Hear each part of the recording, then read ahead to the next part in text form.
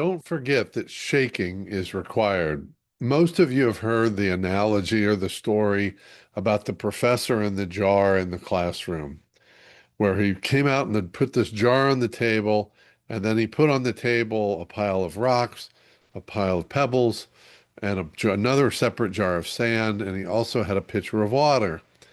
And he said to the class, he took the rocks and put them in the jar and said, "Is the jar full?" And they said, "Yes." But then he put in some of the pebbles and poured them in and shook the jar.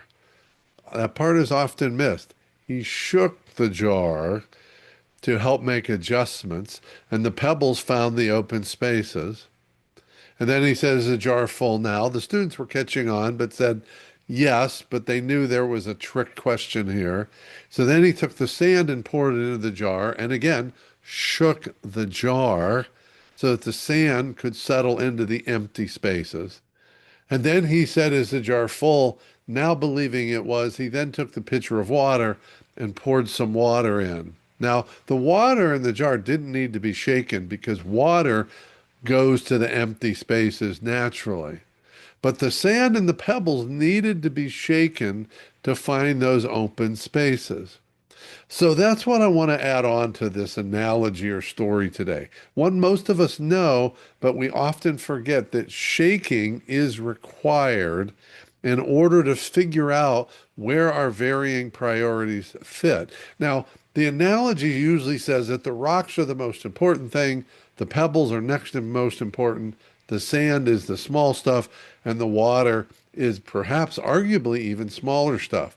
I don't like that analogy because the point is, yes, there are rocks that are the bigger thing, but many times our perspective is that everything is a rock.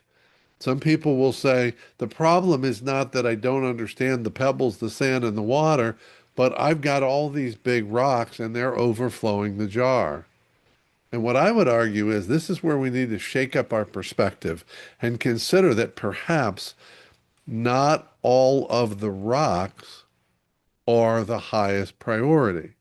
I have made them the highest priority. And that's what happens to my jar. Because now I certainly can add more pebbles and maybe I can create space for them. But I'm so stressed out about not being able to handle all the rocks or priorities. So, yes, in order to create and find that extra space, we need to shake things up. A lot of that is shaking up our perspectives and certainly our thinking. And in this case, our priorities or the way we prioritize. We all know that if everything's important, we're not going to get to important things. And I would challenge you by saying if your life is truly too filled, overfilled with top priorities, something has to change.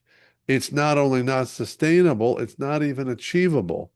The jar and the rocks tell us that. There are limits to top priorities. And I would tell you that more often than not, for me, and I would suggest for you, the problem is not too many top priorities. The problem is I have made too many things top priorities. And top priorities means that top, three letters, those biggies.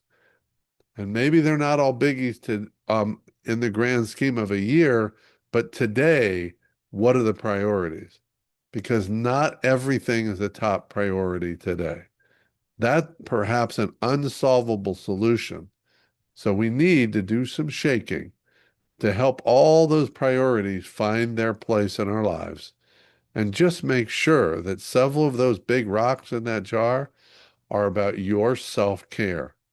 We all know that truth, but most of us, including me, many days, are not living that way. I've been changing my priorities. I've got a ways to go. But my jar and those big rocks include taking care of me every day.